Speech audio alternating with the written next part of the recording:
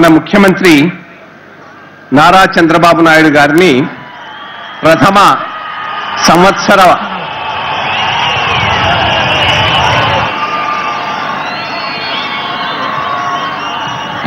నివేదిక సమర్పించి మహాసంకల్పాన్ని మనందరికీ ఇవ్వవలసిందిగా కోరుతున్నాను.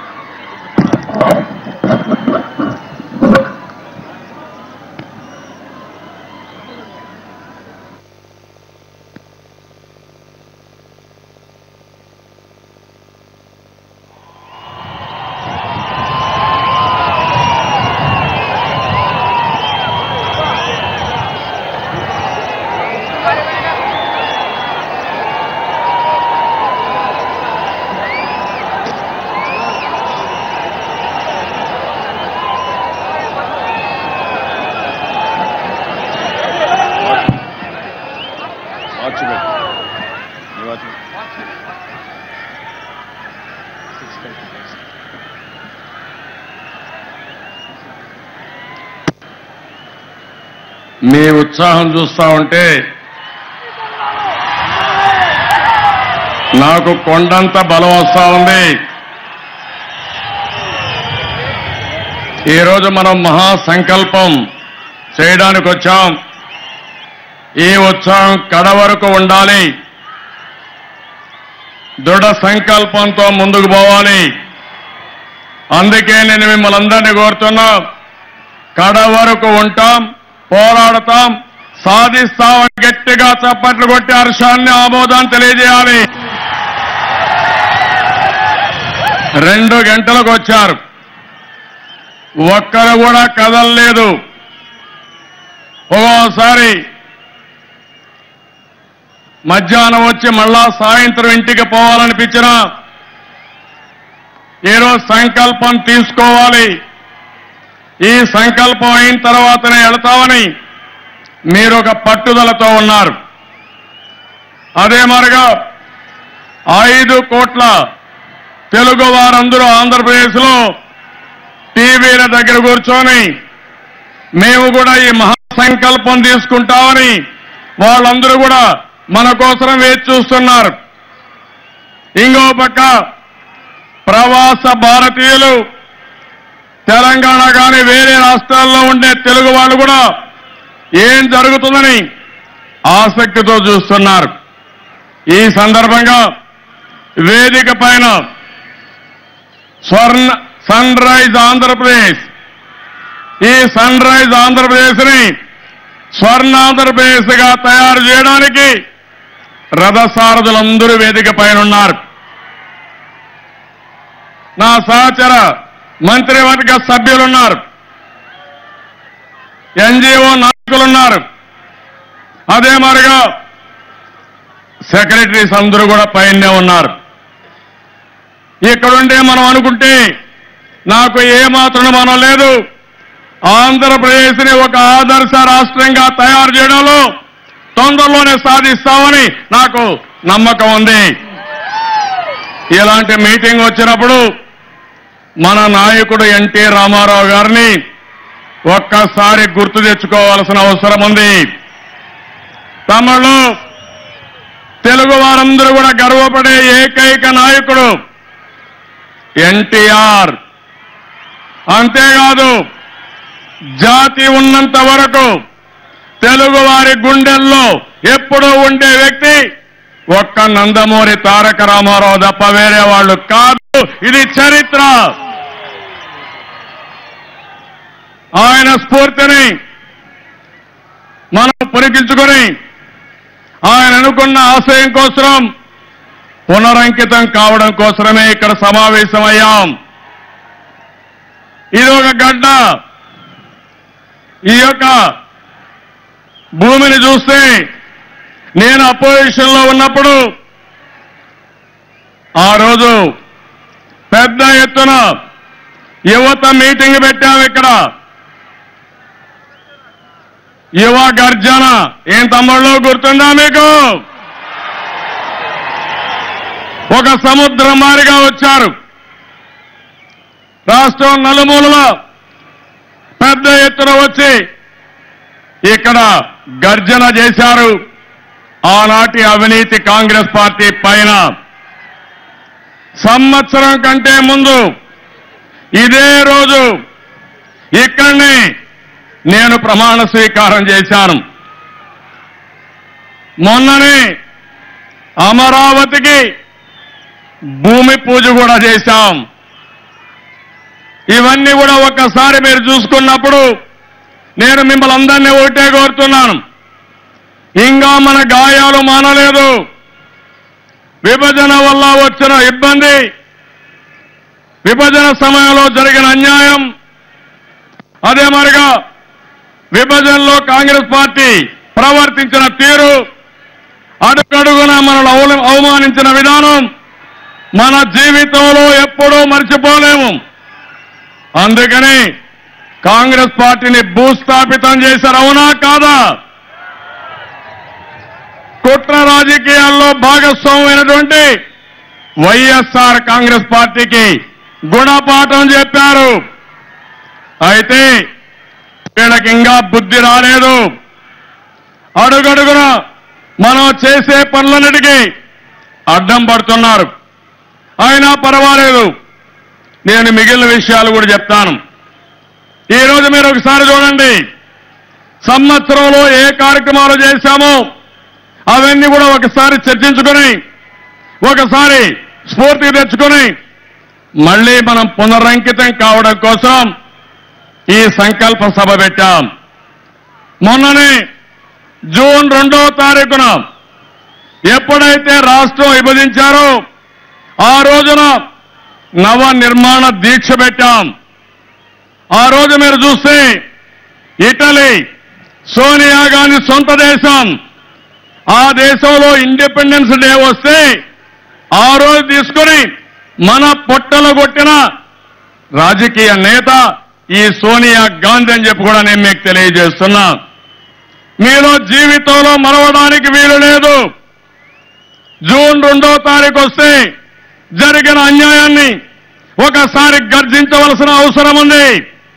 ఎవరైతే ద్రోహం చేశారో వాళ్ళ తెలుగు జాతి ద్రోహులుగా చరిత్ర ఉన్నంత వరకు ఈ గడ్డ పైన కాంగ్రెస్ అడ్డు నిలబడే పరిస్థితి లేదని చెప్పి కూడా నేను మీకు తెలియజేస్తున్నా. అదే మరిగా కుట్ర రాజకీయాలు, అవినీతి రాజకీయాలకు మారుపేరు వైఎస్ఆర్ కాంగ్రెస్ పార్టీ. ఆ రోజే చెప్పాను, ఎన్నో కేసుల్లో ఉండే వ్యక్తి ఎప్పటికప్పుడు కుట్రలు చేస్తూ నిన్న టీఆర్ఎస్ తో కూడా కలిపి మళ్లీ కుట్ర బంతున్నారంటే మీ కుట్రలు ఇక్కడ జరగవు. తెలుగు జాతి దగ్గర నీ ఆటలు సాగవు. మిమ్మల్ని వదిలిపెట్టవని గట్టిగా చప్పట్లు కొట్టి హర్షాన్ని ఆమోదం తెలియజేయాలి. నాకొక నమ్మకం, కష్టపడి పనిచేస్తాను. ఎన్టీ రామారావు గారి స్ఫూర్తి నా దగ్గర ఉంది. ఆ మహానాయకుడి దగ్గర శిక్షణ పొందాను. అందుకని ఎన్ని అవాంతరాలు వచ్చినా, ఎన్ని సమస్యలు వచ్చినా సమస్యల్ని సునాయాసంగా ఎదుర్కొంటాం. ఒక్కొక్క సంక్షోభాన్ని ఒక్కొక్క అవకాశంగా మలుచుకుంటామని చెప్పి కూడా నేను మీకు తెలియజేస్తున్నా. నాకు మీ సహకారం కావాలి, మీ ఆశీస్సులు కావాలి. మీ ఆశీస్సులుంటే నేను ఏదైనా చేయగలుగుతాను.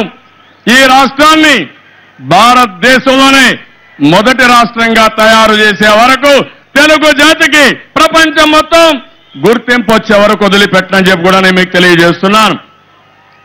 ఈరోజు మీరు చూడండి, 14 సంవత్సరం గడచిన మైక్ కొంచెం వాల్యూమ్ పెంచు.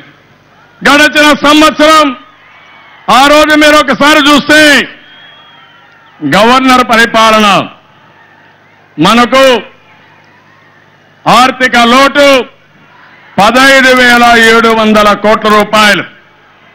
అదే విషయం నిన్న మొన్న సిఏజీ కూడా ఏదైతే మనకున్నారో ఆడిట్ జనరల్ కూడా వాళ్ళు కూడా సర్టిఫై చేశారు. అంటే 15,700 కోట్ల రూపాయలు మనకు డెఫిసిట్ వచ్చింది. అయినా కూడా చాలా మంది అయితే భయపడేవాళ్ళు, ఆలోచన ఉండేది కాదు. కానీ నేను ఒకటే ఆలోచించాను, నన్ను నమ్ముకొని మీరందరూ ఓట్లేశారు, నేనైతే మీ కష్టాలు తీరుస్తామని ఆలోచించారు. ఎన్నికల మేనిఫెస్టోలో చెప్పాను, నేను చెప్పిన ఎన్నికల ప్రణాళిక తూచా పాటించే బాధ్యత నేను తీసుకుంటానని మరొక్కసారి మీ అందరికి విజ్ఞప్తి చేస్తున్నా. ఈరోజు ఈ మహాసంకల్పంలో నేను ఒకటే మిమ్మల్ని కోరుతున్నా, ఈరోజు మనం ఒక్కసారి ఆలోచించుకుందాం. ఒక పీడ కళ, విభజన, జరిగిన అవమానం, మన గుండెల్లో నాటుకుపోయిన గాయాలు ఎవ్వడూ తీయలేడు. కానీ ఈరోజు ఒక సంక్షోభాన్ని ఒక అవకాశంగా తీసుకుందాం. ఆ రోజు జరిగింది కూడా నేను చాలాసార్లు చెప్పాను. ఈరోజు మీరు రాష్ట్రాన్ని విభజించాలనుకున్నప్పుడు ఆంధ్రప్రదేశ్కి న్యాయం చేయాల్సిన బాధ్యత మీకు లేదా అని నిలదీస్తున్నా. కానీ రాజకీయాల ప్రయోజనాల కోసం చేశారు, దిక్కులేని వాళ్ళగా చేశారు, కట్టుబట్టలతో పంపించారు. మీరు నేను కూడా అవమానాలు ఎన్నో ఫేస్ చేశాం. అయినా ధైర్యంగా ముందుకు పోతున్నాం, ముందుకు పోతాం తప్ప వెనక్కి తిరిగి చూసే సమస్య లేదని చెప్పి మరొకసారి మీ అందరికీ విజ్ఞప్తి చేస్తున్నా. ఈరోజు మీరు చూస్తే సంవత్సర కాలంలో పోలవరం ప్రాజెక్టు, గోదావరి పైన వచ్చే ప్రాజెక్టు, దీనికి ఒక సంకల్పం చేశాం. పోలవరం ఆంధ్రప్రదేశ్ హక్కు. పోలవరం నీళ్లు కరువు ప్రాంతాల్లోకి రావాలి. ఈ రాష్ట్రంలో కరువు పోవాలంటే గోదావరి జలాలు మనం ఉపయోగించుకోవాల్సిన అవసరం ఉంది. ప్రధానమంత్రి నరేంద్ర మోడీ గారు ప్రమాణ స్వీకారం చేసి మొదటి కేబినెట్ మీటింగ్లో పోలవరం ఆర్డినెన్స్ తీసుకొచ్చి తెలంగాణలో ఉండే 7 మండలాల్ని ఆంధ్రప్రదేశ్కి ఇచ్చారు. దానివల్ల అడ్డంకులు పోయినాయి. లేకపోతే ఈ ప్రాజెక్టు ఒక కలగా మిగిలిపోయేది. అందుకే తమ్ముళ్ళు నేను చెప్తున్నా, రాబోయే 6-7 సంవత్సరాల్లో గోదావరి నీళ్లు రాష్ట్రం నలుమూలలకు తీసుకెళ్తాం, కరువు ప్రాంతాలకు తీసుకెళ్తాం, భూగర్భ జలాల్ని పెంచుతాం, వర్షపు నీరుని నీరు చెట్టు కార్యక్రమంలో భూగర్భ జలాలుగా మార్చుకుంటాం. ప్రాధాన్యత క్రమంలో అన్ని కాలువలు పూర్తి చేస్తాం. అన్ని కాలువలు పూర్తి చేసి ఆంధ్రప్రదేశ్ రాష్ట్రాన్ని సస్యశ్యామలం చేసే బాధ్యత నేను తీసుకుంటాను. నాకు సహకరించే బాధ్యత, ఆశీస్సులు ఇచ్చే బాధ్యత మీరు తీసుకోవాల్సిందిగా మిమ్మల్ని అందరినీ కోరుతున్నా. ఆ సంకల్పం కోసమే ఇక్కడ సమావేశమయ్యాం. సంకల్ప బలం. ఒకసారి సంకల్పం చేసి ఇంకా ఆగదు. ఎన్టీఆర్ స్ఫూర్తితో నేను సంకల్పం చేశానంటే బుల్లెట్ లాగా దూసుకెళ్తాను తప్ప వెనుతిరిగి చూసే సమస్య లేదు. రెండోది, మీరు ఒక్కసారి చూస్తే అమరావతి, ఒకసారి ఈ చరిత్ర చూస్తే మనకు రాజధాని కూడా లేకుండా ఉన్న పళంగా పంపించి మీరు రాజధాని ఎట్ట కట్టుకుంటారు, ఎక్కడ కట్టుకుంటారు అని కూడా చెప్పకుండా రాజధాని విషయంలో 13 జిల్లాల్లో ఉండే తెలుగు వారి మధ్య విద్వేషాలు రెచ్చగొట్టాలని ప్రయత్నం చేశారు. విభేదాలు సృష్టించడం కోసం ఒక కమిటీ వేశారు. ఎవరైనా ఒక చిన్న పిల్లవాడిని అడిగితే ఆంధ్రప్రదేశ్ సెంటర్ ఎక్కడో చెప్పమంటే నేరుగా వచ్చి అమరావతి చూపించేవాళ్ళు. ఆ మాత్రం ఇంగిత జ్ఞానం ఈ కాంగ్రెస్ పార్టీకి లేకుండా మన మధ్య చిచ్చు పెట్టడానికి ప్రయత్నం చేస్తే నేను ఒకే మాట చెప్పాను, ధైర్యంగా నిర్ణయం తీసుకుంటాను, రాష్ట్ర ప్రయోజనాల కోసం తీసుకుంటాను, భావి తరాల కోసం తీసుకుంటామని అమరావతి ప్లేస్లో రాజధాని డిసైడ్ చేశామంటే ఇది ఒక చరిత్ర అని చెప్పి కూడా నేను మీకు తెలియజేస్తున్నా. ఈరోజు ఇంకో పక్క ఈ అమరావతి పేరు చూశారు, ఇది కూడా ఒక చరిత్ర. నేను అడుగుతున్నా, అమరావతి పేరు బాగుందా లేదా అని మిమ్మల్ని అడుగుతున్నా. బాగుందని కూడా చేలిపై ఎత్తండి.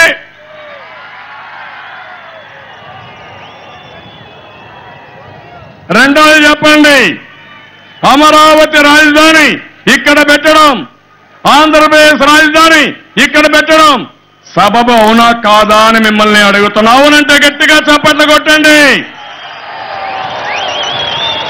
నిన్న కూడా ఒక నాయకుడు వచ్చాడు, బాధ కలుగుతుంది, ఆవేశం వస్తుంది, కుట్ర పైన ఓసారి పట్టరాని ఆవేదన కూడా వస్తుంది.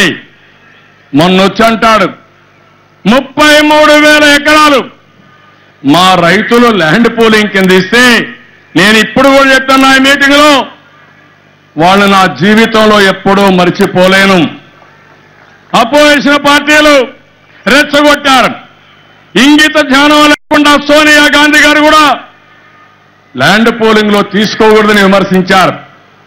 కొంతమంది నాయకులు కూడా విమర్శించారు. రైతులు మాత్రం భయపడలేదు, నిండు మనసుతో ఆశీర్వదించారు, ల్యాండ్ పూలింగ్ లో ఇచ్చారు. నా మీద నమ్మకం పెట్టుకున్న 33,000 ఎకరాలు ఇచ్చినటువంటి రైతులందరికీ శిరస్సు వంచి వారి పాదాభివందనం చేస్తున్నానని చెప్పి కూడా మీకు తెలియజేస్తున్నాను. అది స్ఫూర్తి, అది దూరదృష్టి, అది సంకల్ప సిద్ధి. అందుకే వాళ్ళని అభినందిస్తున్నా. ఈ కార్యక్రమంలో ఎవరైతే రాత్రింబగళ్ళు పనిచేశారో వాళ్ళను కూడా మనస్ఫూర్తిగా అభినందిస్తున్నాను. ఈరోజు నేను ఒకటే ఆలోచించాను, ఈ రాష్ట్రంలో పేదరికం ఉంది, పేదవాళ్ళకు అండగా ఉండాలి, సంక్షేమ కార్యక్రమాలు చేయాలి.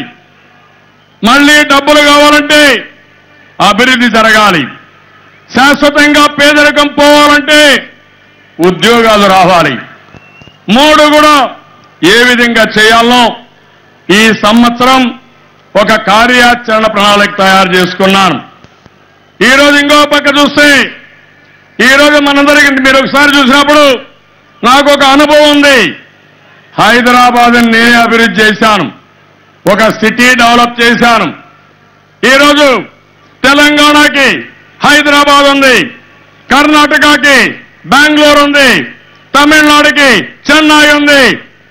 అమరావతి నగరాన్ని ఒక విశ్వ నగరంగా తయారు చేసే బాధ్యత నేను తీసుకుంటానని చెప్పి కూడా నేను మీకు తెలియజేస్తున్నా. ఇంకో పక్క మనకి ఇబ్బందులున్నాయి, తాత్కాలికం, మనకు వనరులున్నాయి. భారతదేశంలో ఏ రాష్ట్రానికి లేనటువంటి తీర ప్రాంతం మన సొంతం.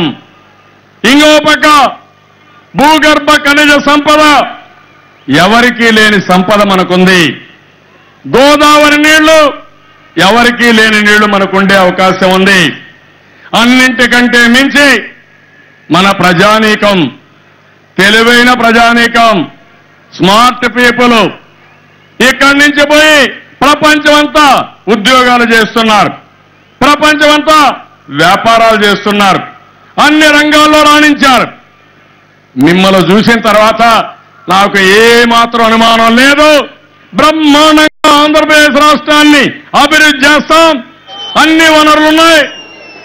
దీనికోసమే మీరు ఒక్కసారి ఆలోచిస్తే, నేను 7 మిషన్స్ పెట్టాను, 5 గ్రిడ్లు పెట్టాను, 5 ప్రచార ఉద్యమాలు తీసుకున్నాను. అంతేకాకుండా ఒక దూరదృష్టి ఉంది. అందరూ అంటారు ఈయన ఒక విజనరీ, ఈయన ఒక విజన్ ఉండే వ్యక్తి అని. ఆ విజన్ ఉండే వ్యక్తి కాబట్టి మీరు నాకు ఓట్లేశారు. అందుకని నేను ఈరోజు మీరు చూస్తే ఒక సంవత్సరంలో ప్రజలందరిలో ఒక నమ్మకాన్ని కల్పించగలిగానంటే అది నాకుండే విజన్ అని చెప్పి కూడా నేను మీకు తెలియజేస్తున్నా. ఈరోజు మీరు చూసినప్పుడు నేను ఒక స్పష్టమైన టార్గెట్స్ పెట్టుకున్నాను. 2022 భారతదేశానికి స్వాతంత్రం వచ్చి 75 సంవత్సరాలు. అందుకని 2022కి భారతదేశంలో ముందుండే రాష్ట్రాలు 3 రాష్ట్రాల్లో మనం ఒకటిగా ఉంటాం. 2029 కరెక్ట్ గా ఈ రోజుకి 14 సంవత్సరాలు భారతదేశంలో మొదటి రాష్ట్రంగా ఉంటాం. 2050 ప్రపంచంలోనే ఆంధ్రప్రదేశ్ అత్యుత్తమైనటువంటి బ్రహ్మాండమైనటువంటి ఒక నగరంగా, ఒక రాష్ట్రంగా తయారు చేస్తాను. ప్రపంచం మన దగ్గరికి రావాలి. మనం ఎక్కడికి పోవాల్సిన అవసరం లేదు. తమ్ముళ్ళు, ఆడబిడ్డలు చెప్పండి, చేయగలుగుతామా లేదా అని మిమ్మల్ని అడుగుతున్నా. సంకల్పం చేద్దామా లేదా అని మిమ్మల్ని అడుగుతున్నా. చేద్దామనుకుంటే గట్టిగా చప్పట్లు కొట్టి మేము చేయగలుగుతామని చెప్పండి.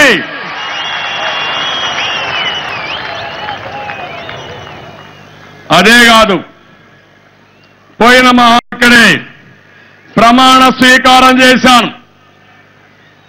డబ్బులు లేవు, సెక్రటరియట్ లేదు, ఇబ్బందులున్నాయి.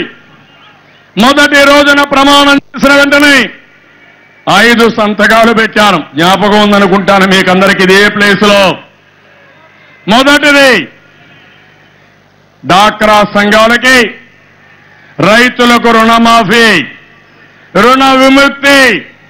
ఒక విషయం మీరు చూడండి, రైతులకి 22,000 కోట్ల నుంచి 24,000 కోట్ల వరకు రుణమాఫీ చేశాను. డాక్రా సంఘాలకి 10,000 కోట్లు ఇస్తున్నాను. పింఛన్లకి 6,000 కోట్లు ఇస్తున్నా. ఈ 3 కార్యక్రమాల్లో తమ్ముళ్ళు 40,000 కోట్ల రూపాయలు ప్రజలకు ఇచ్చారంటే అది ఈ తెలుగుదేశం పార్టీ స్ఫూర్తి. అది నాకు పేదవాళ్లపై నుండే అభిమానం. అంతేకాదు, పెన్షన్లు ఇస్తానని చెప్పాను. ముందు కంటే ఎక్కువ సంఖ్య ఇచ్చాను. సంవత్సరానికి 6,000 కోట్లు అవుతుంది. పర్వాలేదు. నేను ఆ రోజు పేదవాళ్ళకు ఒక మాట చెప్పాను, ప్రతి ఒక్క ఇంటికి ఒక పెద్ద కొడుకుగా ఉంటాను. మీ పిల్లలు చూసుకోలేకపోయినా మిమ్మల్ని చూసుకునే బాధ్యత నేను తీసుకుంటానని వృద్ధులకి, వితంతువులకి, అదే మేరకు వికలాంగులకు హామీ ఇచ్చాను. ఆ హామీని నేను నిలబెట్టుకున్నానని చెప్పి కూడా నేను మీకు తెలియజేస్తున్నా. అదే మరిగా మూడోది, నేను ఆ రోజు ఎన్నికల ప్రణాళికలో పెట్టకపోయినా ఉద్యోగస్తుల వయస్సు 58 సంవత్సరాల నుంచి 60 సంవత్సరాలకు పెంచాను. ఎన్టీఆర్ సుజల కార్యక్రమాన్ని టేకప్ చేశాం. అన్ని కూడా ఒక్కొచ్చాయి. తొందరలోనే ఇవి పూర్తి చేసే బాధ్యత మనం తీసుకుంటామని చెప్పి కూడా మీకు తెలియజేసుకుంటున్నాను. ఈ రోజు మీరు ఒకసారి చూడండి, నేను ముఖ్యమంత్రి అయినాటికి కరెంటు కొరత 22.5 మిలియన్ యూనిట్లు. ఈ రోజు మిగులు కరెంటు సాధించాం. తమ్ముళ్ళు, వేరే రాష్ట్రాలకు అమ్మే పరిస్థితిలో వచ్చాం. అది తెలుగుదేశం ప్రభుత్వం యొక్క సమర్థత. 10 ఏళ్లు బాధపడ్డారు. అవినీతి కాంగ్రెస్ లో మొత్తం పవర్ సెక్టర్ దెబ్బతినే పరిస్థితికి వచ్చింది. ఈరోజు మళ్ళీ సమర్థత పెంచాం. అన్ని విధాలా ముందుకు పోయే పరిస్థితికి వచ్చాం. ఈరోజు పేదరికంపై గెలుపు, రైతు రుణ విముక్తి, డాక్రా సంఘాల ఏది పెట్టుబడి నిధి, పెన్షన్లు 40,000 కోట్లు ఇస్తున్నాం. 4 రూపాయల కేజీ బియ్యం, రూపాయి కేజీ బియ్యం ఒకప్పుడు 4 కేజీలు. ఈ రోజు నేను వచ్చిన తర్వాత దాన్ని 5 కేజీలు చేసి సీలింగ్ లేకుండా ఎంతమంది ఉంటే అంతమందికి 5 కేజీలు ఇచ్చే పరిస్థితి వచ్చింది. ఎక్కడన్నా ధరలు పెరిగితే మార్కెట్ ఇంటర్వెన్షన్ లో ఈరోజు కందిపప్పు ధర 130 రూపాయలుంటే రేపటి నుంచి మీ ఫేర్ ప్రైస్ షాప్ లో 50 రూపాయలకే ఇచ్చే విధానాన్ని ఈ ప్రభుత్వం ఏర్పాటు చేశాం. ఇది కూడా జరుగుతుంది. ఇంకో పక్క అసంఘటిత కార్మికులు, డ్రైవర్లు, డాక్రా సంఘాలు, రైతు కూలీలు, కౌలు రైతులు, ఇంకా సన్నకారు చిన్నకారు రైతులకి 5 లక్షల రూపాయల చొప్పున బీమా పథకాన్ని తీసుకొచ్చాం. అదే కాకుండా ఈరోజు ఎవరైతే గవర్నమెంట్ ఆఫ్ ఇండియా కూడా 2 స్కీములు తీసుకొచ్చారు. ఆ 2 స్కీముల వల్ల 4 లక్షల రూపాయలు ఇంకా అదనంగా వస్తుంది. నరేంద్ర మోడీ గారు ప్రధానమంత్రిగా పేదవాళ్ళను ఆదుకోవడానికి 2 స్కీముల్లో 4 లక్షల రూపాయలు ఇచ్చారు. మొత్తం కలిస్తే 9 లక్షల రూపాయలు ఎవరన్నా చనిపోతే వస్తుందంటే అది పేదవాళ్ల పట్ల ఈ ప్రభుత్వానికి ఉండే బాధ్యత, వాళ్ళ మీద ఉండే అభిమానం. ఇది కాకుండా నరేగా ఈరోజు 180 రూపాయలు ఇస్తున్నాం, దానికి కూడా శ్రీకారం చుట్టాం. షెడ్యూల్ కులాల కోసం, షెడ్యూల్ తెగల కోసం, వెనుకబడిన వర్గాల కోసం సబ్ ప్లాన్లు తీసుకొచ్చాం. మైనారిటీని అన్ని విధాల క్రిస్టియన్స్ కానీ ముస్లిం మైనారిటీలు ఆదుకోవడం కోసం ప్రత్యేకమైన కార్యక్రమాలు తీసుకొచ్చాం. ఇది కాకుండా మా డాక్రా సంఘాలకి ఆర్థిక పరిపుష్టి తేవడానికి, మిమ్మల్ని ఆర్థికంగా పైకి తేవడానికి ఇసుక అమ్మకాలు, వరి ధాన్యం కొనుగోలు, అదే మాదిరిగా రేపు పెట్టబోయే మెడికల్ షాపులు కూడా మీకే ఇప్పించే విధంగా ఈ ప్రభుత్వం ముందుకు పోతా ఉంది. ఆ విషయం మీరు గుర్తుపెట్టుకోవాల్సిన అవసరం ఉంది. ఈరోజు ఒకసారి చూస్తే ఉద్యోగస్తుల కోసం అన్ని విధాలా ముందుకు పోతున్నాం. ఈరోజు ఉద్యోగస్తులకి 43% ఫిట్మెంట్ ఇచ్చాం. ఇంకో పక్క ఎన్నో సంవత్సరాలుగా పెండింగ్ ఉండే హెల్త్ ఇన్సూరెన్స్ ఇచ్చాం. ఇంకో పక్క వయస్సు పెంచాం. ఏదైతే సమైక్య ఆంధ్రప్రదేశ్ కోసం ఇక్కడే అశోక్ బాబు గారు ఉన్నారు, మనస్ఫూర్తిగా అభినందిస్తున్నా. ఆ రోజు బ్రహ్మాండంగా పనిచేశారు ఆ నాయకత్వంలో. ఆ రోజు పోరాడిన కాంగ్రెస్ వాళ్ళు కళ్ళు తెరవలేదు. 80 రోజులు పోరాడారు.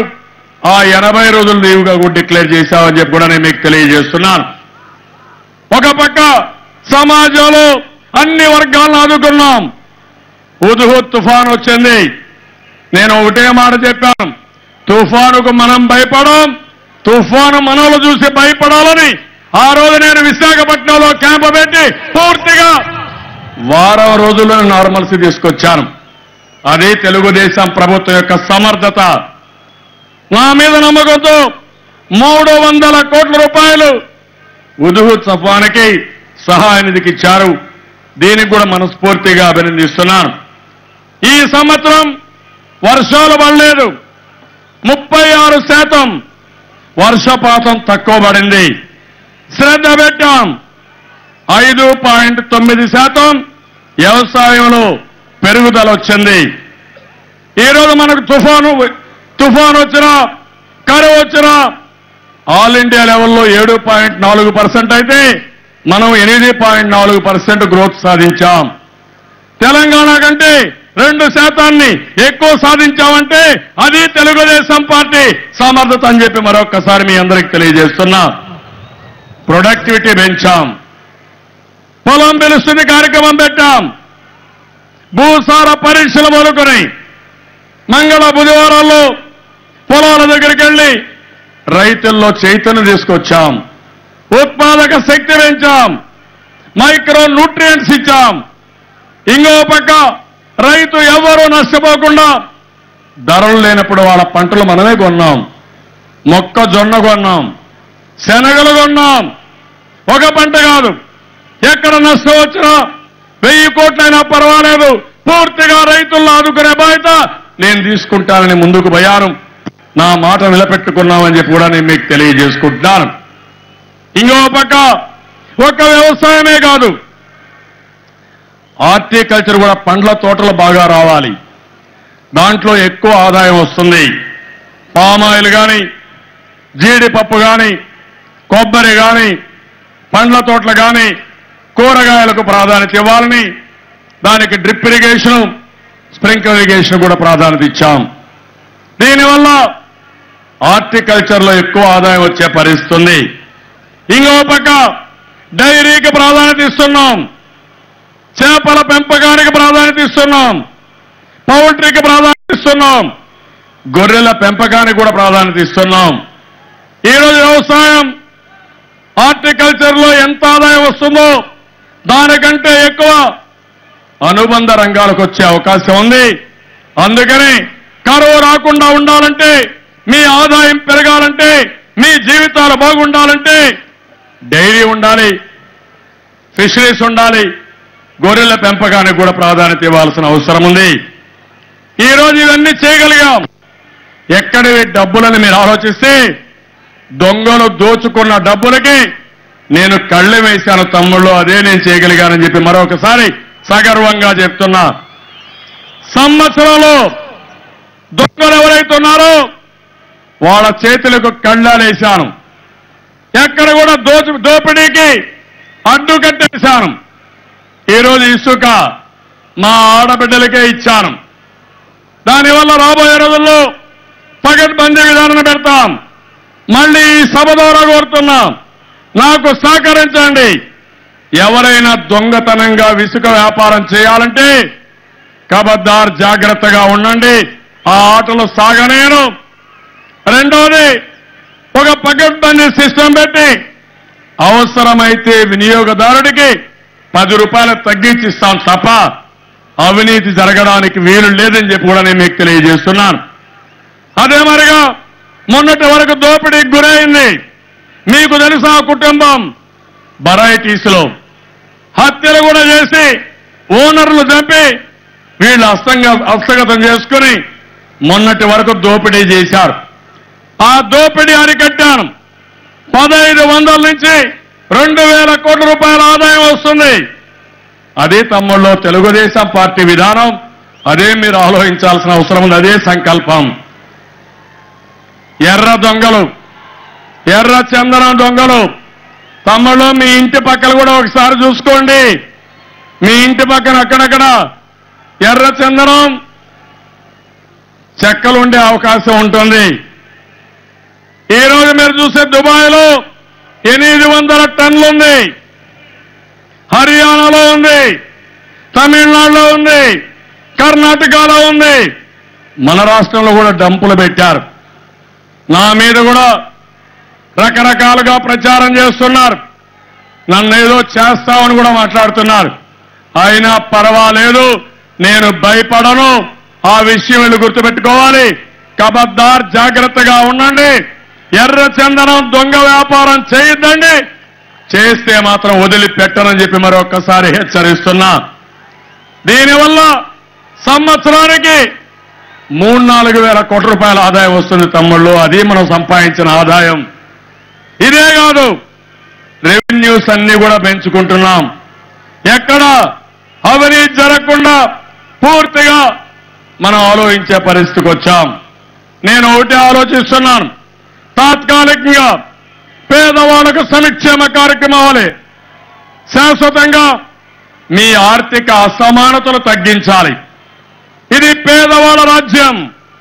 పేదవాడు ఎప్పుడూ ఆనందంగా ఉండాలి. దానికోసం నేను ఇవన్నీ చేస్తున్నా. ఈరోజు కేంద్రం ఉంది, పూర్తిగా సహకరించారు. మనం ఒకసారి చూస్తే ఎడ్యుకేషన్ ఇన్స్టిట్యూషన్స్ ఉన్నాయి. ఐఐఎం విశాఖపట్నంలో ఫౌండేషన్ వేశాం. ఐఐటి ఐజర్ తిరుపతిలో వేశాం. ఇక్కడ agriculture university, all India medical institute ఇక్కడికి వస్తున్నాయి. అదే మరి వెస్ట్ గోదావరిలో ఎన్ఐటి వస్తా ఉంది. విజయనగరంలో ట్రైబల్ యూనివర్సిటీ వస్తా ఉంది. ఈస్ట్ గోదావరిలో పెట్రోలియం యూనివర్సిటీ వస్తా ఉంది. అనంతపూర్లో సెంట్రల్ యూనివర్సిటీ వస్తా ఉంది. అదే మరి కర్నూలులో IIIT ఉర్దూ యూనివర్సిటీ వస్తున్నాయి. అన్ని జిల్లాల్లో బ్రహ్మాండమైన ఇన్స్టిట్యూషన్ తీసుకొచ్చి మన పిల్లలు ఎవ్వరికీ ఇబ్బంది లేకుండా బ్రహ్మాండంగా చదువుకునే విధంగా ఒక నాలెడ్జ్ స్టేట్ గా ఎడ్యుకేషన్ హబ్గా తయారు చేస్తామని చెప్పి కూడా నేను మీకు తెలియజేస్తున్నాను. ఇంకో పక్కన మీరు ఒకసారి చూస్తే అన్ని పాలసీలు తీసుకొచ్చాం. హెల్త్ పాలసీ తీసుకొచ్చాం. ఇన్ఫ్రాస్ట్రక్చర్ కానీ, రోడ్లు కానీ, పోర్ట్లు కానీ, ఎయిర్పోర్ట్లు కానీ ఇవన్నీ కూడా అభివృద్ధి చేస్తున్నాం. అమరావతి నుంచి 13 జిల్లాలకు రోడ్ నెట్వర్క్ కానీ, రైల్ నెట్వర్క్ కానీ, విమాన సర్వీసులు కానీ అన్ని కూడా ప్రొవైడ్ చేస్తాం. వరల్డ్ క్లాస్ ఇన్ఫ్రాస్ట్రక్చర్ ఇస్తాం. మనకు పోర్ట్లున్నాయి, దేశంలో ఎక్కడా లేవు. సౌత్ ఈస్ట్ ఏషియన్ దేశాలకి దీన్ని ఒక హబ్గా తయారు చేస్తాం. భారతదేశానికి ఒక గేట్వేగా తయారు చేస్తాం. ఈ అవకాశాలు మెండుగా ఉన్నాయి. దాన్ని కూడా ఉపయోగించుకుంటామని చెప్పి నేను మీకు తెలియజేస్తున్నాను. ఎప్పుడైతే పోర్టులు వస్తాయో ఎగుమతులకు దిగుమతులకు అనుకూలంగా ఉంటుంది. ఇంకో పక్క ఎగుమతులు దిగుమతులే కాకుండా చాలా మంది పెట్టుబడులు పెట్టే అవకాశం వస్తుంది. మన పిల్లలకు ఉద్యోగాలు వస్తాయి. ఈ రోజు మీరు చూడండి, ఎవరైతే మన పిల్లలు ఉన్నారో యువతకి 10,000 ఉద్యోగాలు, టీచర్ ఉద్యోగాలు మొన్నే డిఎస్సి పెట్టాం. అగ్రికల్చర్ డిపార్ట్మెంట్ లో 6,000 ఉద్యోగాలు సెలెక్ట్ చేశాం. ఇంకా డిపార్ట్మెంట్లు ఏవైతున్నాయో అన్నిట్లో కూడా ఎక్కడ అవసరమైతే అక్కడ ఉద్యోగాలు ఇస్తాం. యువతకు ఉపాధి కల్పిస్తాను. ఇండస్ట్రీ తెస్తాం, పాలసీ పెట్టాం, టూరిజాన్ని ప్రమోట్ చేస్తాం. నేను ఒకటి హామీ ఇస్తున్నాను. ఆ రోజు నన్ను నమ్ముకొని మా తమ్ముళ్ళు ముందుకు వచ్చారు. తమ్ముళ్ళు, తొందరలోనే ప్రపంచంలో ఎక్కడా లేని అవకాశాలు ఇక్కడ కల్పించే బాధ్యత, మిమ్మల్ని ఆదుకునే బాధ్యత నేను తీసుకుంటానని మీకు హామీ ఇస్తున్నాను. ఎన్ని 100 కోట్లైనా పర్వాలేదు, భారతదేశం అంతా పోయే విధంగా, విదేశాలకు కూడా వెళ్లే విధంగా మీకు ఉపాధి కల్పిస్తానని హామీ ఇస్తున్నాం. ఈరోజు ఇంకో పక్క ఐటీ ఉంది. ఐటీకి మనమే మారుపేరు.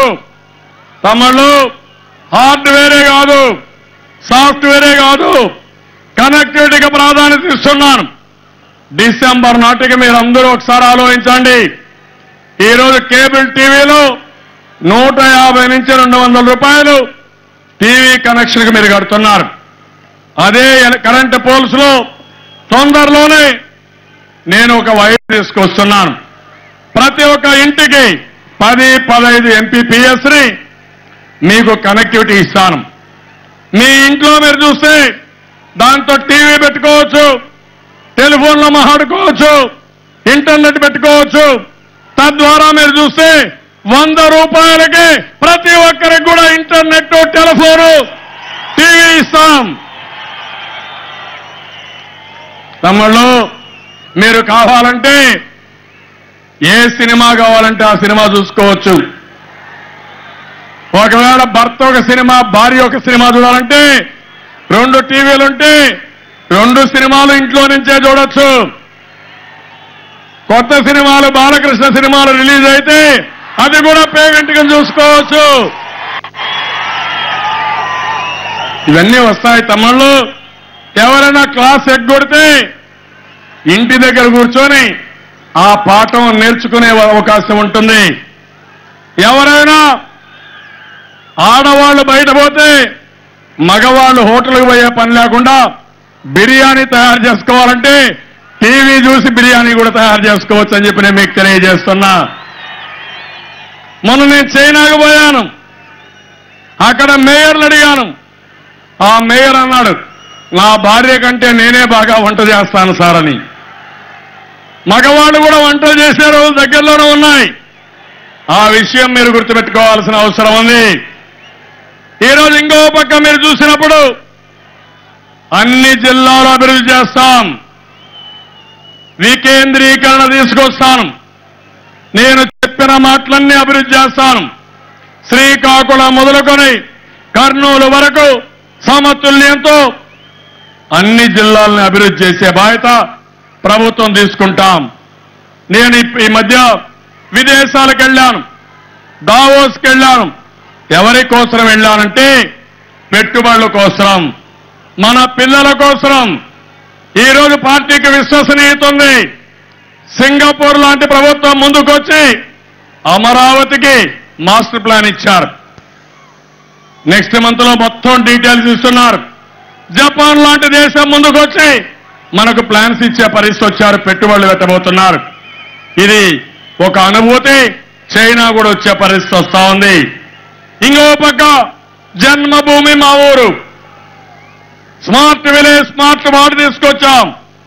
ఎవరైతే ఆ ఊర్లో పైన బాగా అభివృద్ధిని బయటపోయారో వాళ్ళందరూ భాగస్వాములు కావాలని ఈ రాష్ట్రంలో, ఈ దేశంలో ఉండే ఇండస్ట్రియలిస్టులు కానీ, అధికారులు కానీ ఒక గ్రామాన్ని తీసుకొని అభివృద్ధి చేయాలని ఈ కార్యక్రమం కూడా పెట్టుకున్నాం. ఇది కాకుండా మీరు ఒకసారి ఆలోచిస్తే నేను గ్రామీణ ప్రాంతాల్లో ఒకప్పుడు రోడ్లు మనమే వేశాం, మంచినీళ్లు మనమే ఇచ్చాం, మళ్ళీ హామీ ఇస్తున్నాం. అన్ని గ్రామాల్లో సిమెంట్ రోడ్లు వేసే బాధ్యత, మరుగుదొడ్లు కట్టించే బాధ్యత, మురికి కాలువలు పూర్తిగా కట్టే బాధ్యత, మీ ఊరికి పక్కా రోడ్డు వచ్చే బాధ్యత ఈ ప్రభుత్వం తీసుకుంటామని మీకు హామీ ఇస్తున్నాం. ఎన్టీఆర్ వైద్య సేవ 2,50,000 రూపాయలు 100 రోగాలు అదనంగా పెట్టాం. అన్ని ప్రభుత్వ హాస్పిటల్ ప్రక్షాళన చేస్తున్నాం. ఇంకో పక్క చూస్తే పత్రికల వాళ్ళకు కూడా ఇన్సూరెన్స్ పెట్టాం. అదే తెలుగుదేశం పార్టీ విధానం. సమాజంలో అందరికీ న్యాయం జరగాలని అన్ని చేశామని చెప్పి కూడా నేను మీకు తెలియజేస్తున్నాను. ఈ సందర్భంగా నేను ఒక పిలిపిస్తున్నా. కష్టాల్లో ఉన్నాం. వివేకానందుడు ఒక మాట చెప్పాడు. ఏదైతే గాలిపటం ఉందో ఎగిరే గాలిపటం కాదు మీరు చూడవలసింది, పడి లేచిన గాలిపటాన్ని చూడమని. అలాంటి జాతి ఈ తెలుగు జాతి అని చెప్పి కూడా నేను మీకు తెలియజేస్తూ, ఎవరైతే కాంగ్రెస్ వాళ్ళు మనల్ని పడగొట్టారో తొడగొట్టి పైకి లేయాల్సిన అవసరం ఉంది తమ్ముళ్ళు. అదే మీరు చేయాల్సిన అవసరం ఉంది.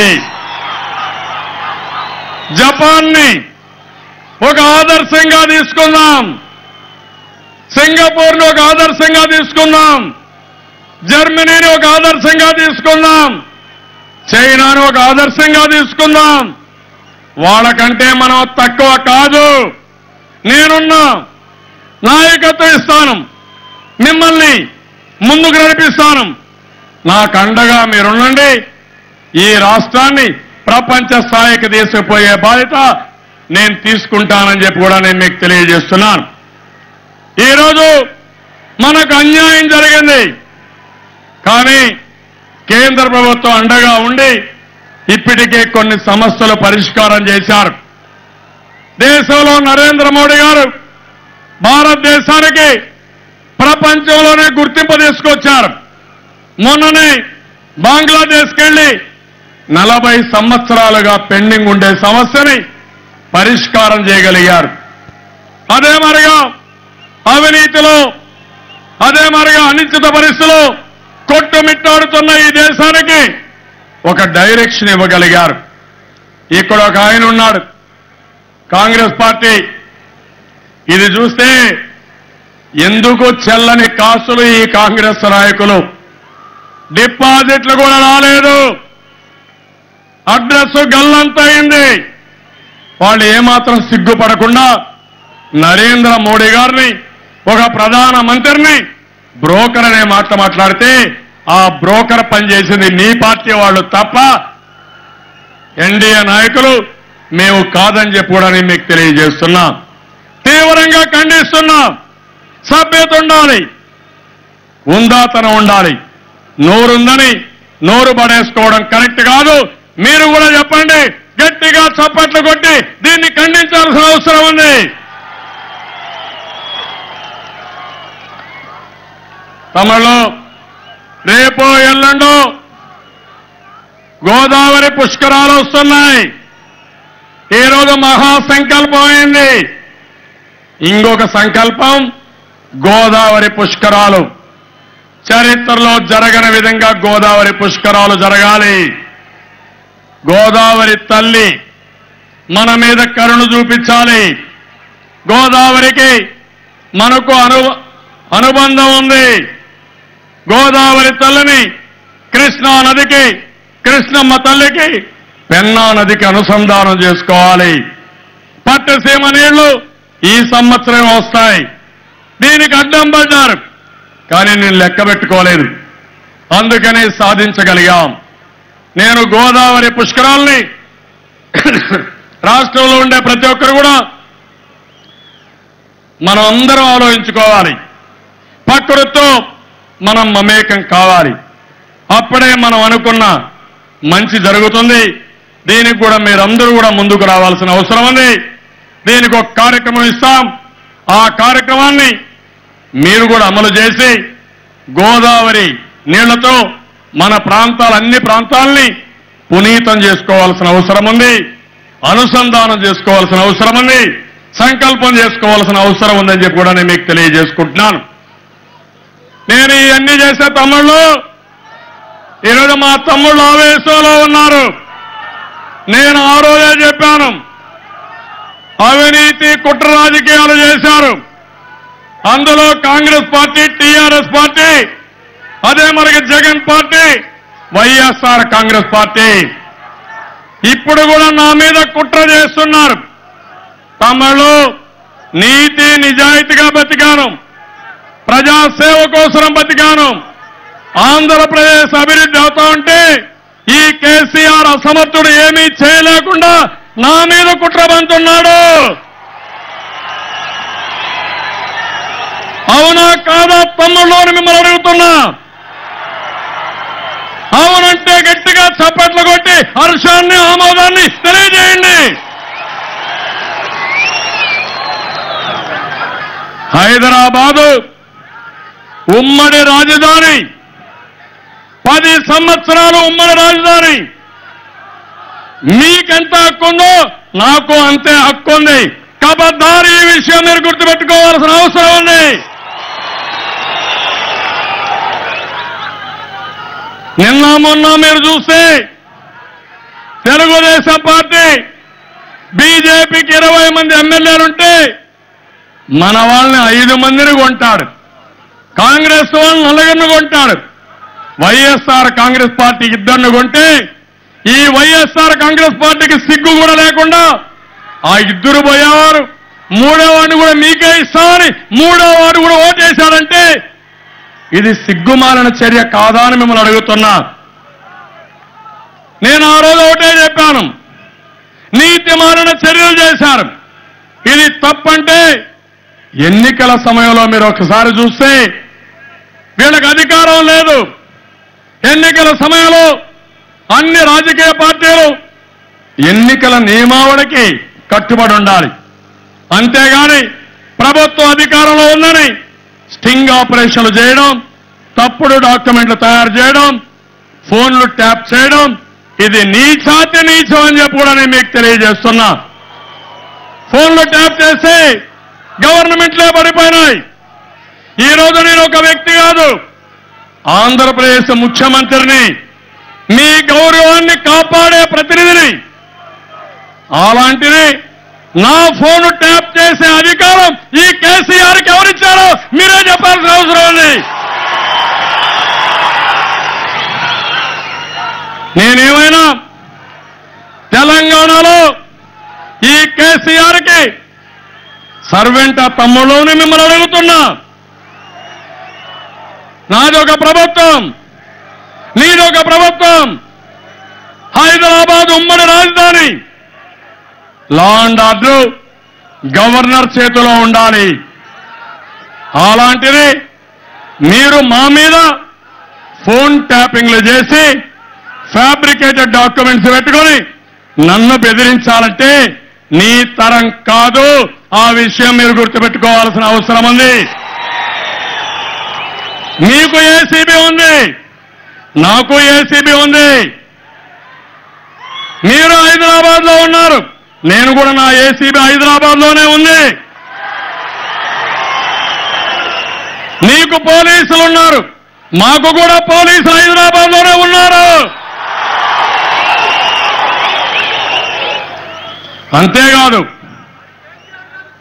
మా ఎమ్మెల్యేని ఎన్నికల ముందు మీ ఫామ్ హౌస్ తీసుకుపోయి డబ్బులిచ్చి ఏమాత్రం కూడా సిగ్గుపడకుండా పోలీస్ ప్రొటెక్షన్తో పంపించినప్పుడు నీకు గుర్తు రాలేదా అని మిమ్మల్ని అడుగుతున్నా. ఆ శ్రీనివాస్ యాదవ్ అనే ఎమ్మెల్యేని పార్టీకి రాజీనామా చేయకుండా మంత్రి పదవి ఇచ్చినప్పుడు గవర్నర్ ద్వారా తప్పుడు ప్రమాణ స్వీకారం చేపించినప్పుడు యాంటీ డిఫెక్షన్ మీకు గుర్తు రాలేదా అని అడుగుతున్నా. ఎవరు ఆలోచించబడ్డారు? 20 మంది ఎమ్మెల్యేలు నాకున్నారు. నేనెందుకు ఆలోచించబడతాను మిమ్మల్ని అడుగుతున్నా. నేను పోరాడుతున్నా. నాకు ఒక ఎమ్మెల్సీ ముఖ్యం కాదు, సిద్ధాంతం ముఖ్యం, నీతి ముఖ్యం. ఆ విషయం మీరు గుర్తుపెట్టుకోవాలి. ప్రెస్ వాళ్ళని అణగదొక్కాడు, ఎవరన్నా మాట్లాడితే వాళ్ళ కేబుల్ నెట్వర్క్ కట్ చేశాడు. పేపర్ వాళ్ళు వ్యతిరేకంగా రాస్తే వాళ్ళ మీద పడ్డాడు.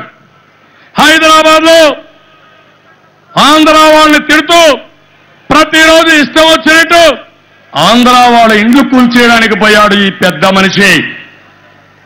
అంటే నేనే తీసుకుపోయాను, ప్రపంచం మొత్తం తిరిగాను, హైదరాబాద్లో పెట్టుబడులు పెట్టమన్నాను. ఈరోజు హైదరాబాద్లో పెట్టుబడులు పెట్టిన తర్వాత విశ్వనగరంగా తయారైందంటే అది మీ చొరవ కాదు, నా చొరవ, నా కృషి తప్ప వేరే కాదని చెప్పి కూడా నేను మీకు తెలియజేస్తున్నా. అలాంటి నగరానికి వస్తే దాడులు చేస్తామని బెదిరిస్తున్నారు. ఏం బాధ లేదు, భయపడం. ఆ విషయం మీరు గుర్తుపెట్టుకోవాల్సిన అవసరం ఉంది. నా ప్రజల కోసం, మీ ఆత్మ గౌరవాన్ని కాపాడడం కోసం నా ప్రాణాలు ఇవ్వడానికైనా సిద్ధంగా ఉన్నాను తప్ప అదే ఎన్టీఆర్ స్ఫూర్తి, ఎన్టీఆర్ గుండె ధైర్యం నాకుంది. ఆ విషయం మీరు గుర్తుపెట్టుకోవాల్సిన అవసరం ఉంది. నేను అడుగుతున్నా, మా ఫోన్లు ట్యాప్ చేసినప్పుడు సెక్షన్ 8 ఉంటే, అధికారాలు గవర్నర్కు ఉంటే మా మీద పెత్తనం చెలాయించడానికి మీరెవరని నేను అడుగుతున్నా. ఏ తమ్ముళ్ళు 10 సంవత్సరాలు ఉమ్మడి రాజధానిలో మనం గౌరవంగా బతికే అధికారం ఉందా లేదా అని మిమ్మల్ని అడుగుతున్నా. అవునా కాదా? అవునంటే గట్టిగా చప్పట్లు కొట్టండి. ఏమనుకుంటున్నాను నేను అడుగుతున్నా. ఒక ముఖ్యమంత్రిని పెట్టుకొని గౌరవం లేని సూటి మాటలంటారా? అగౌరవపరుస్తారా? నన్ను కాదు, మీరు అగౌరవపరిచేది. 5 కోట్లు ఎవరైతే నన్ను ఎన్నుకున్నారో వాళ్ళని అగౌరవపరుస్తున్నారు తప్ప ఇంకోటి కాదని కూడా మరొకసారి హెచ్చరిస్తున్నా. సమాధానం చెప్పమంటున్నా. మా ఎమ్మెల్యేలు తీసుకున్నప్పుడు నీకు బుద్ధి లేదా అని మిమ్మల్ని అడుగుతున్నా. మన ఎమ్మెల్యేల ద్వారా ఎమ్మెల్యేకి రాజీనామా చేయకుండా ప్రమాణం చేయించినప్పుడు నీకు గుర్తు రాలేదని మిమ్మల్ని అడుగుతున్నా. ఇంకా చాలా ఉన్నాయి తమ్ముళ్ళు. ఒక్కొక్క అస్త్రం సమయం వచ్చినప్పుడు వదిలిపెడతా, నేను అంత ఈజీగా వదిలిపెట్టను. మనతో పెట్టుకుంటే ఎన్టీ రామారావు గారితో ఆగస్టు క్రైస్తులో పెట్టుకునండి.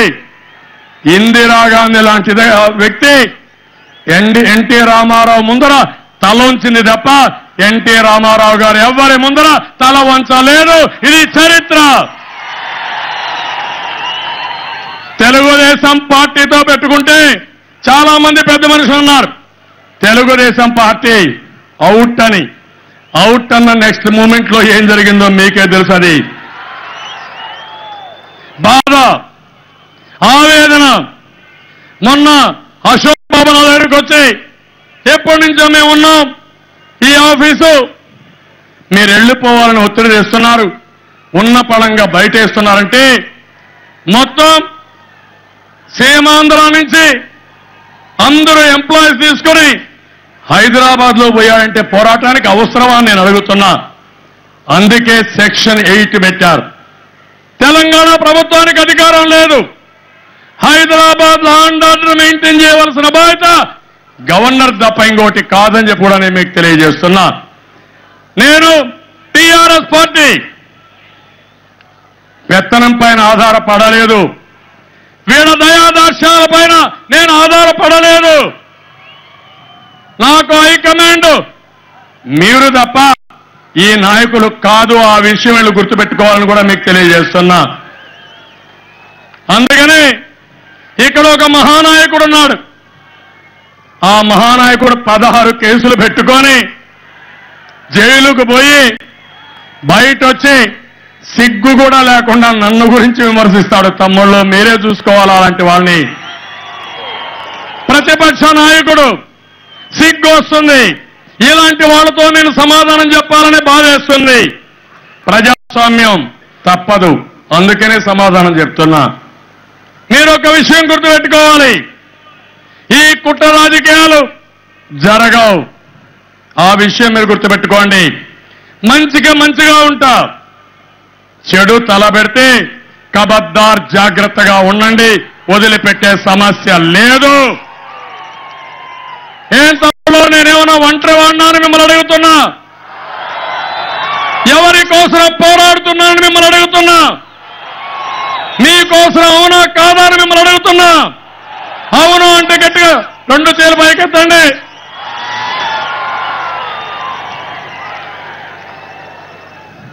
టీఆర్ఎస్ గవర్నమెంట్ హెచ్చరిస్తున్నా, దయచేసి ఆలోచించండి. రాష్ట్రాల మధ్య తగరాదు వద్దు. రాష్ట్రాల మధ్య తగరాదు పెట్టుకుంటే చాలా దూరం వెళుతుంది. నీకెన్ని అధికారాలు ఉన్నాయో దానికంటే ఎక్కువ అధికారాలు నాకు ఉన్నాయి. నేను గాని కన్ను తెరిస్తే మళ్ళీ నీకు చాలా కష్టాలు వస్తాయి. ఈ విషయం మీరు గుర్తుపెట్టుకోవాల్సిన అవసరం ఉంది. ఏసీబీ రైడ్ చేస్తారు, క్యాసెట్ ముఖ్యమంత్రి రిలీజ్ చేస్తాడు. ఆ రోజు టీవీల్లో తమ్ముళ్ళు రేవంత్ రెడ్డి పైన ఎక్కడో నేను ఫోన్ చేశానని తప్పుడు డాక్యుమెంట్ తయారు చేస్తారు, టీ ఛానల్లో వేస్తారు. ఎవడు చెప్పాడా మీకు టీ ఛానల్ ఏమని? ఎక్కడనుకున్నాను? మీ జాగీరు ఇది, మీ జాగీరు కాదు. ప్రతి ఒక్కరూ గౌరవంగా బతికే అధికారం ఉంది. మనం ఎన్నో విషయాలు మాట్లాడుకుంటామంటే మన ఫోన్లు ట్యాప్ చేసి ఎంత కడుపు మండిపోతుందో ఒక్కసారి మీరు ఆలోచించండి. ఇది నేరం, ద్రోహం. ఒక ముఖ్యమంత్రి ఫోన్లే ట్యాప్ చేస్తే ఈ దేశంలో ఏమవుతుందో మీరే ఒక్కసారి ఆలోచించాల్సిన అవసరం ఉంది. మనమందరం కూడా దీనిపైన పోరాడదాం. ఆ సంకల్ప సిద్ధి కోసమే, ఆ సంకల్పం కోసమే ఈరోజు మనం మీటింగ్ పెట్టుకున్నాం. మీరు ఒక్కసారి చూడండి. మొన్న నేను నవనిర్మాణ దీక్ష పెట్టాను. 5 రోజులు పేదరికంపై గెలుపు మీద గ్రామాలకు వెళ్ళాను. ఈరోజు కష్టాలన్నీ తలుచుకుని మహాసంకల్పం చేద్దామంటే నిన్న సంబరాలు చేసుకుని ఎలాంటి పని కూడా చేయకుండా ట్యాంకు బండ్లో సంబరాలు చేసుకుని మన మహాసంకల్పాన్ని చెడగొట్టాలని, మన మహాసంకల్పం జరగకూడదని కుట్రబన్నారు వీళ్ళు. ఏం తమ్ముళ్ళు, అవునా కాదా అని మిమ్మల్ని అడుగుతున్నా. ఎక్కడన్నా ఒక ఇంట్లో శుభకార్యం ఉంటే, ఒక రాష్ట్రంలో ఒక కార్యక్రమం ఉంటే అలాంటి సమయంలో దాన్ని చెడగొట్టేదానికి ఎవరైనా ఆలోచిస్తారా అని మిమ్మల్ని అడుగుతున్నా. అలాంటి ఆలోచనలు చేసిన వ్యక్తులు వీళ్ళు. ఏం బాధ లేదు. రాత్రి కూడా ఆలోచించాం. మనకు స్వయం ప్రతిపత్తి ఉంది. నేను కూడా ఒక ప్రభుత్వ అధినేతను. నేను తప్పులు చేయను. తప్పుడు కేసులు పెడితే మాత్రం కబద్దార్ జాగ్రత్తగా ఉండండి, వదిలిపెట్టను. అది నా జీవితంలో కూడా లేదు. అందుకని ఈరోజు నేను మిమ్మల్ని అడుగుతున్నా, పూర్తిగా హుషారుగా ఉన్నారా లేదా అని మిమ్మల్ని అడుగుతున్నా.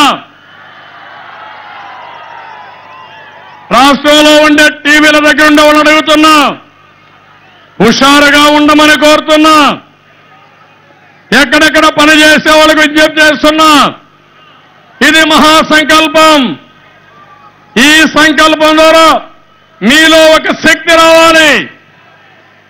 మీ మైండ్ ద్వారా మీ శరీరంలో ఉండే అణువణువుకి మీరు కమాండ్ ఇవ్వాలి. మనసా వాచ గుండె మీద చేయబెట్టుకొని ప్రమాణం చేయాలి. చేసినప్పుడు శ్రద్ధగా చేసి ఈ ప్రమాణం తర్వాత ప్రతి ఒక్కరూ ఒక శక్తివంతమైన వ్యక్తిగా తయారు కావాలి. ఇక్కడుండే వాళ్ళందరూ గట్టిగా ప్రమాణం చేయాలి. మనకు భగవంతుడు నోరిచ్చాడు, మంచి నోరిచ్చాడు.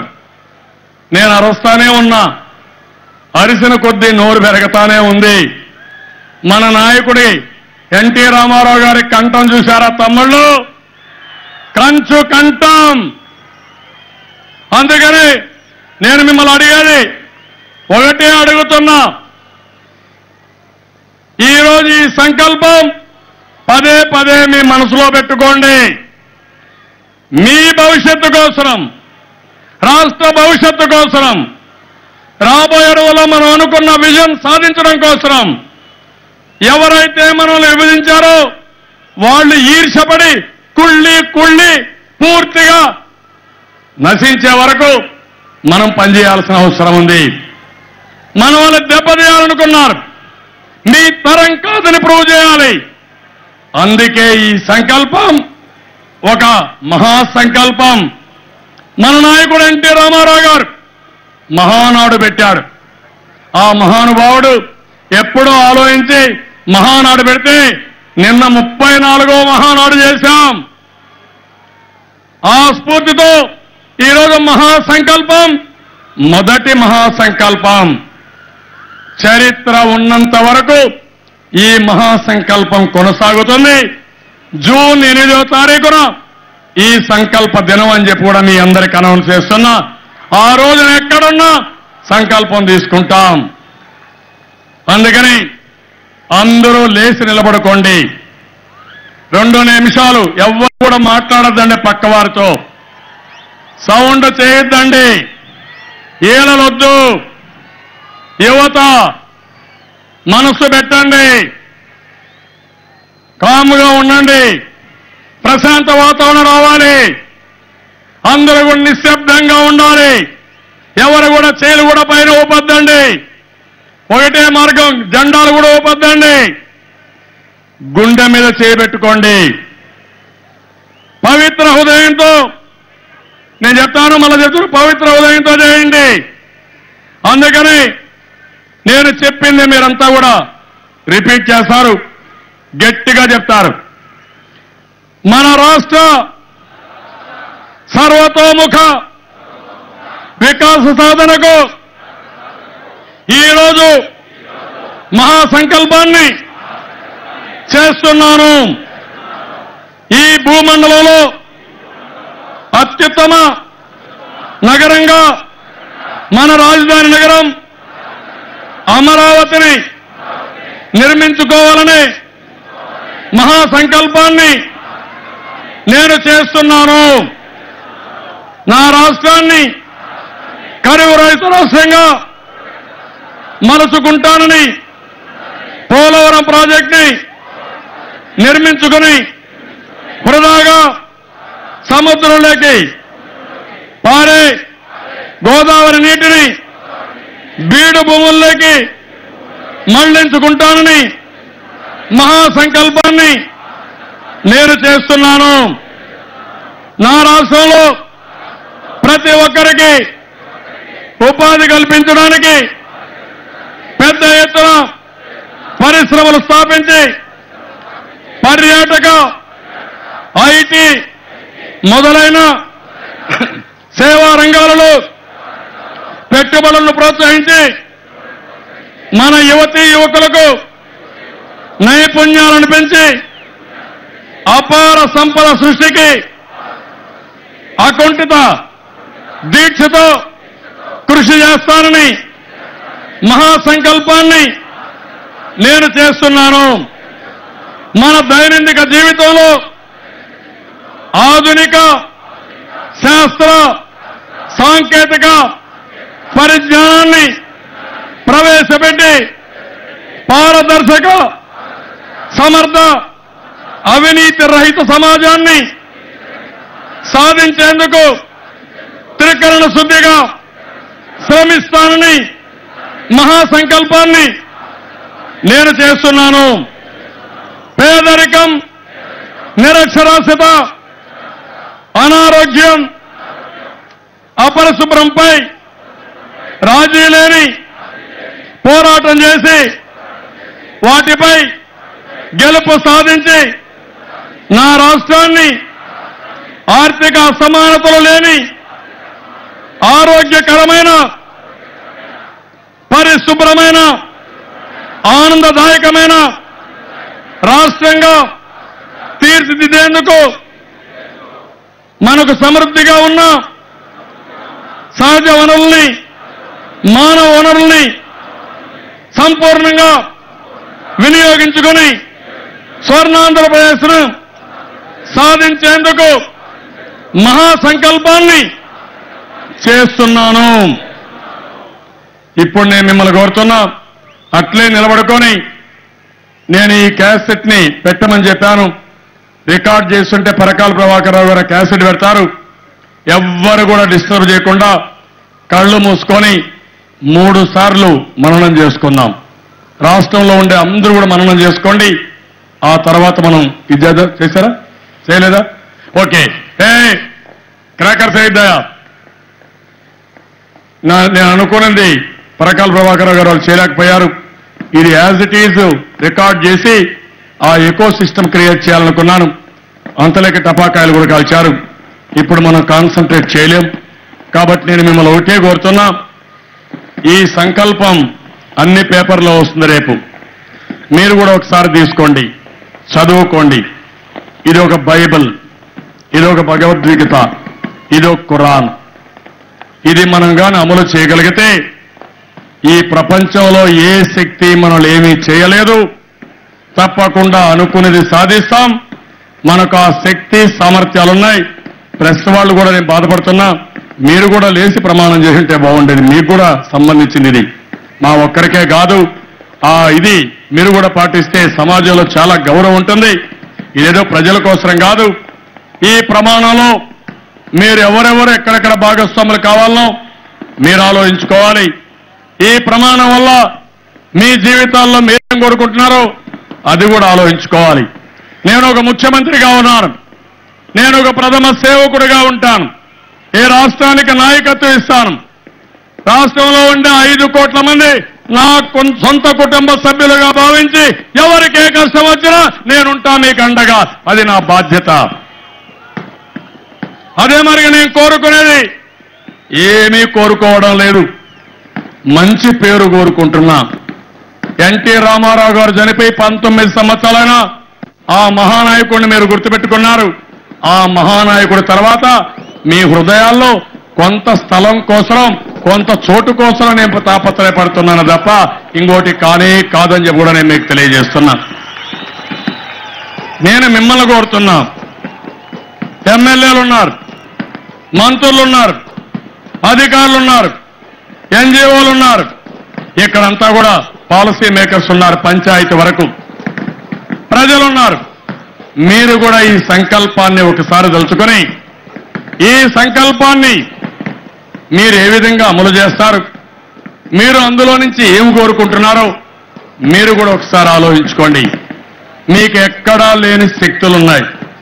మంచి అనుకుంటే ఏదైనా జరుగుతుంది, చెడు అనుకుంటే కొంతవరకు చేయగలుగుతారు కానీ శాశ్వతంగా జరగదు. చెడు అనేది ఎప్పుడూ రాణించదు, తర్వాత వాళ్ళకే నష్టం జరుగుతుంది. ఆ విషయం కూడా మీరు గుర్తుపెట్టుకోవాల్సిన అవసరం ఉంది. అందుకే మీ ఆనందం చూశాను, మీ పట్టుదల చూశాను. నాకు ఏమాత్రం భయం లేదు, అధైర్యం లేదు, డబ్బులు లేవు, కష్టాలున్నాయి. తెలివితేటలు మన సొంతం, కష్టపడే మనస్తత్వం మన సొంతం. దీంతో తప్పకుండా అనుకున్నది సాధించే వరకు కేంద్ర ప్రభుత్వం సహకారం కూడా తీసుకొని పూర్తిగా సహకరిస్తారని విశ్వాసం నాకుంది. ఇప్పటికే ఇచ్చారు, ఇంకా ఇస్తారని నమ్మకం ఉంది. అందుకని మరొకసారి మీ అందరికి కూడా 5 కోట్ల జనాలకి శిరస్సు వంచి మీ పాదాభివందనం చేస్తూ మీరు చూపించిన అభిమానం నా జీవితంలో ఎప్పుడూ మర్చిపోలేను. ఎప్పటికీ మీ సేవకుడిగా ఉంటానని మరొకసారి హామీ ఇస్తూ అందరికీ నమస్కారాలు. జై హింద్, జై జన్మభూమి.